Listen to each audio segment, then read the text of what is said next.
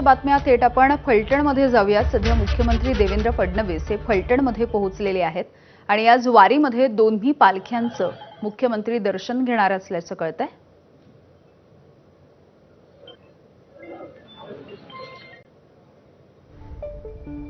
तर फलटणमध्ये सध्या मुख्यमंत्री पोहोचले, त्यांचं स्वागतही केलं जात आहे। आज मुख्यमंत्र्यांचा वाढदिवस देखील आहे आणि आज वारीमधल्या दोन्ही पालख्यांचं ते दर्शन घेतील।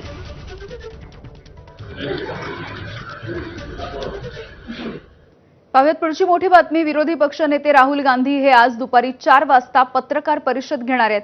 नीटच्या पेपर फुटीच्या प्रकरणावरून केंद्र सरकारवरती ते कुठला निशाणा साधणार हे बघणं महत्त्वाचं आहे।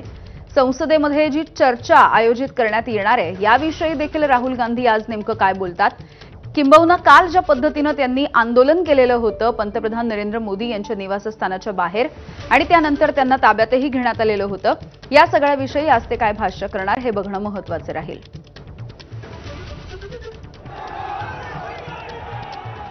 बघूया पुढची बातमी। पूर्व द्रुतगती मार्गावरच्या